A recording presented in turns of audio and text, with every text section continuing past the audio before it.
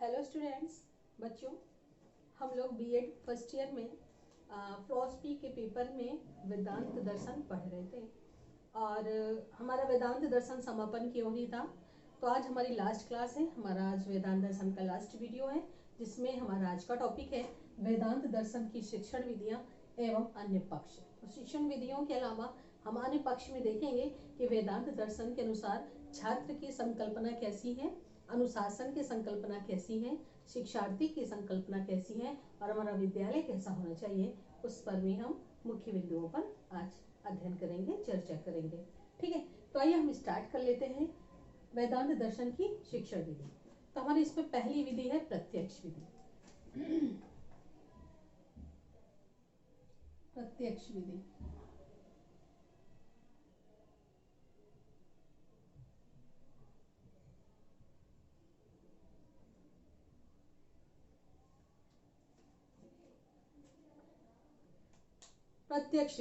प्रत्यक्ष विधि का मतलब है कि जो हम अपनी आंखों से प्रत्यक्ष रूप से देखें और उससे हम जो ज्ञान प्राप्त करें, फिर उसको जब हम शुद्धता की कसौटी पर उसको हम जांच करें तो वो खरा होना चाहिए। तो वही ज्ञान हमारा सच्चा ज्ञान होता है और उस ज्ञान को हम किस विधि के द्वारा, इस प्रत्यक्ष विधि के द्वारा हम प्राप्त कर सकते हैं।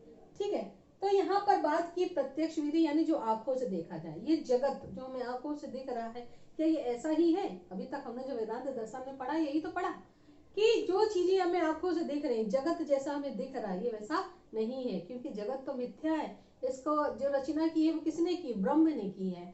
तो जो चीजें हमें आंखों से दिख रही हैं, ये वो सत्य नहीं है। सत्य वह है जो इसका वास्तविक रूप है। तो यहाँ पे प्रत्यक्ष रूप से हमें देखना है उस वास्तविक सत्ता को जो इस जगत के पीछे है। तो वो हम कैसे देख पाएंगे? वो हम प्रत्यक्ष विधियों के माध्यम से उसको जब हम उसको हम जो कसौटी पर उसको जब खरा उतरेगा और हम तब उसके वास्तविक दर्शन देख पाएंगे, तो वो हम प्रत्यक्ष विधि के माध्यम से हम कर सकते हैं। नेक्स्ट इन्होंने बताया प्रश्नोत्तर विधि। क्या बताई? प्रश्नोत्तर विधि।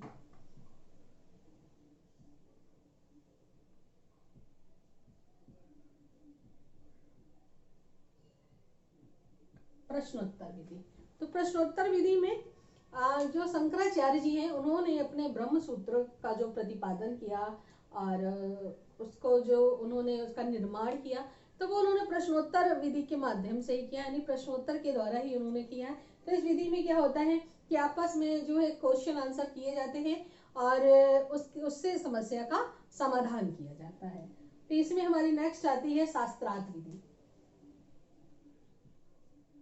शास्त्रार्थ विधि, शास्त्रार्थ विधि में क्या होता था, किसी एक मुख्य टॉपिक पर जो हम आज कह सकते हैं उसको डिबेट। तो शास्त्रार्थ विधि में क्या होता था, किसी मुख्य टॉपिक पर अपने अपने पक्ष को बोलने का पूर्ण अवसर, पूर्ण स्वतंत्र अभिव्यक्ति होती थी और उसे पूर्ण अभिव्यक्ति दी जाती थी। तो उनके अनुसार जो शास्त्रार्थ विधि है, वे किसी भी मुख्य बिंदु को समझने के लिए उस पर चर्चा परिचर्चा करके हम शास्त्रार्थ विधि के द्वारा उसके वास्तविक ज्ञान को जान सकते हैं। इसके बाद आती है हमारी व्याख्यान विधि। कौन सी? व्याख्यान विधि, लेक्चर मेथड।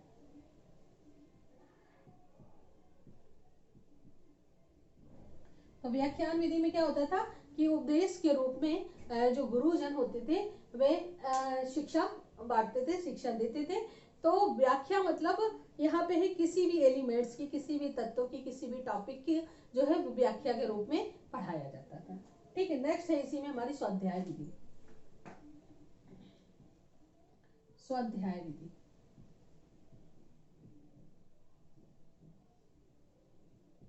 तो स्वाध्याय विधि यानी कि जब बच्चा सेल्फ स्टडी करता था तो उसे स्वाध्याय विधि कहा जाता था। तो स्वाध्याय विधि वो कैसे करता था? हाँ, इसमें जो हमारी पारमार्थिक क्रियाएं और व्यवहारिक क्रियाएं थी वही इसमें काम आती हैं। और इसमें क्या होता है कि जैसे हमने व्यवहारिक क्रियाओं में आपको बताया था व्यायाम, आसन, भोजन और एक और बताया था व्यायाम, आसन, भोजन और ब्रह्मचर्य।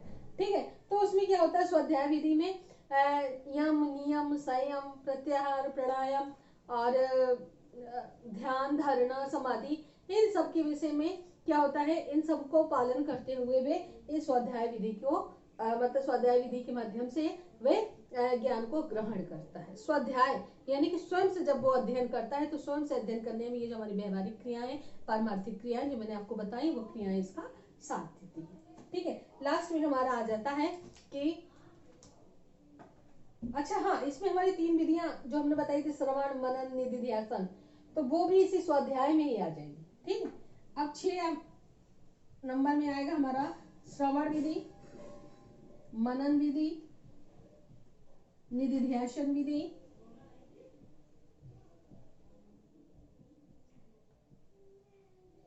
और आ जाएगी हमारी चतुष्टय साधन।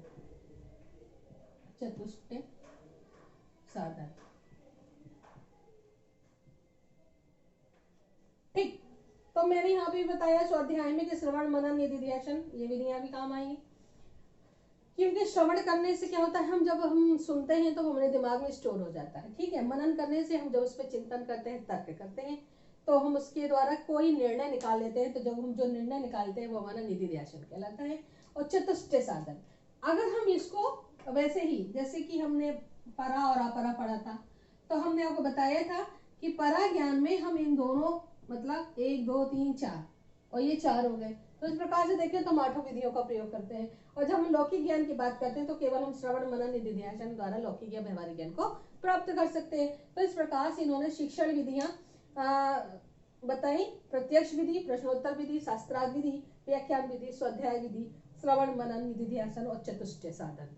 देखो बच्चों, ये जो ऊपर वाली विधियां हैं ये तो कॉमन है, ये तो आपको पढ़नी ही है, लेकिन जब आप स्पेशल वेदांत दर्शन की शिक्षण विधि की बात करोगे, जब आप स्पेशल वेदांत दर्शन की शिक्षण विधि की बात करोगे, तो आपको ये श्रवण, मनन, निधिध्यासन और चतुष्टय साधन, इसको तो आपको क्वेश्चन आंसर में देना ही देना है। अगर आप ये चारों ना दे और यही आप खाली 4 दे देंगे तो आपको क्वेश्चन के पूरे नंबर मिल जाएंगे। अगर आपने ये नहीं दिया और आपने केवल इतना ही दिया, तो ये समझ लीजिए एग्जामिनर समझ जाएगा तो आपको किस स्तर का ज्ञान है। यानी कि जो वेदांत में आपको शिक्षण विधियां देनी है, ये मूल है, चतुष्टय साधन, श्रवण, मनन और निधिध्यासन।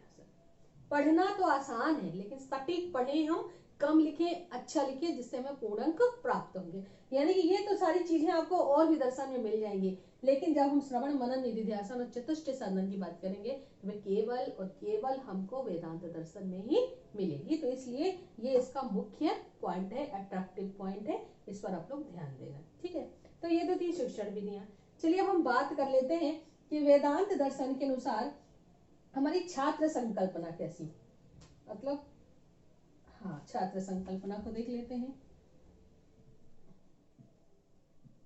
छात्र संकल्पना,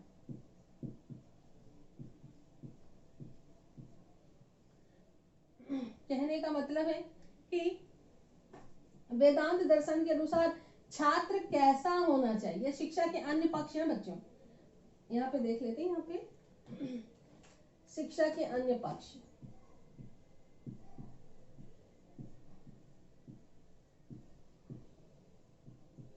अन्य पक्ष, ठीक, शिक्षा के अन्य पक्ष में हमने देखेंगे छात्र की संकल्पना, फिर देखेंगे हम शिक्षक की संकल्पना,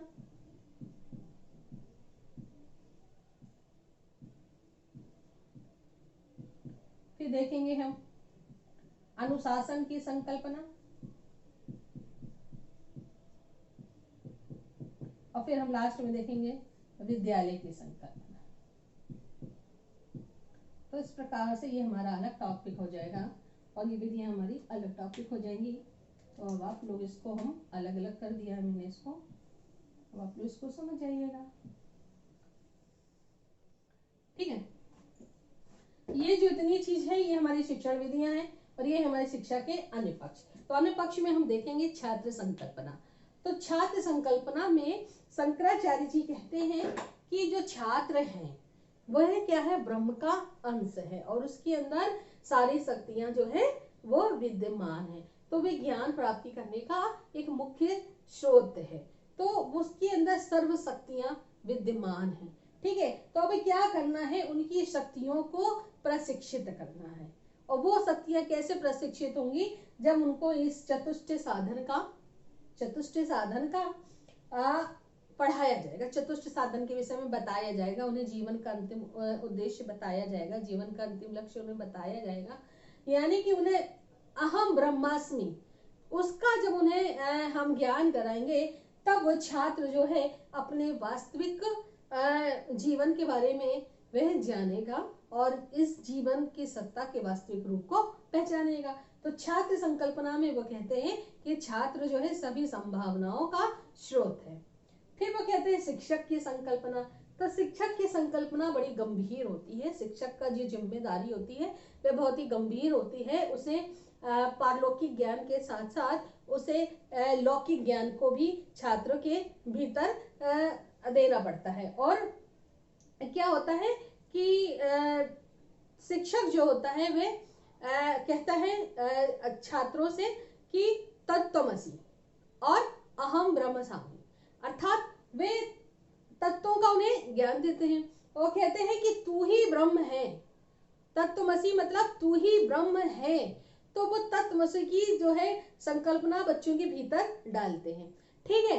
और फिर उसे इस तरीके से शिक्षक इस तरीके से उन्हें ज्ञान देता है कि छात्र कहने को तैयार हो जाता है अहम ब्रह्मास्मि, अर्थात मैं ही ब्रह्म हूँ। शिक्षक उसे समझाता है कि तुम ही ब्रह्म हो और भी इस संकल्पना को समझ लेता है कि हाँ मैं ही ब्रह्म हूँ। तो ये शिक्षक और शिक्षार्थी का संबंध होता है। फिर बात आ जाती है अनुशासन की। तो अनुशासन में इन्होंने कहा है कि आत्म अनुशासन, सामाजिक अनुशासन जब उनके ऊपर होता है तो वो एक कहते हैं कि वो पशु स्तर का जो है वह अनुशासन होता है। लेकिन जब बालक आत्म अनुशासित होता है, आत्मनियंत्रित होता है, तो उस प्रकार से जब वो सीखेगा तो वे आत्म प्रेरित होकर सीखेगा। इसलिए उनकी जो संकल्पना है वे आत्म अनुशासन की है, ठीक है। फिर वो बात करते हैं विद्यालय की। तो विद्यालय वो चाहते हैं कि वह शहरों से दूर, विद्यालय जो है वह शहरों से दूर होना चाहिए, शांत वातावरण में होना चाहिए, वहाँ का वातावरण गुरुकुल की तरह होना चाहिए, कोलाहल नहीं होना चाहिए। और विद्यालय में जो है चतुष्ट साधन का पालन होना चाहिए, यानी कि विद्यालय में चतुष्ट साधन का पालन होना चाहिए। तो चतुष्ट साधन से यहाँ पे मतलब है कि बच्चों को इस तरीके से पढ़ाया जाए, इस तरीके से उन्हें शिक्षा दी जाए कि वे इन चतुष्ट साधन का पालन करें। और विद्यालय क्या है, वे हमारे शहरों से बहुत दूर होनी चाहिए। तो बच्चों ये था हमारा वेदांत दर्शन। आज हमारा वेदांत दर्शन जो है समाप्त हो गया और वेदांत दर्शन के मैंने 6 से 7 वीडियो आप तक पहुंचे होंगे। तो प्लीज आप जो है सभी वीडियो को बहुत बारी बारी अच्छे से ध्यान से देखेंगे तो आपको जो है वेदांत दर्शन क्लियर हो जाएगा।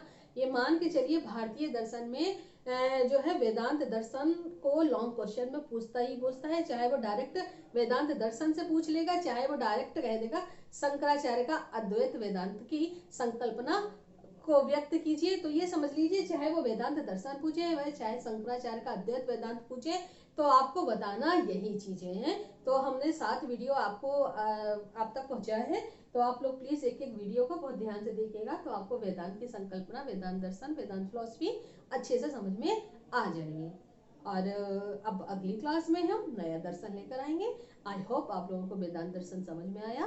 तो अगला हम फिर नए दर्शन के साथ मिलेंगे, तब तक के लिए थैंक यू।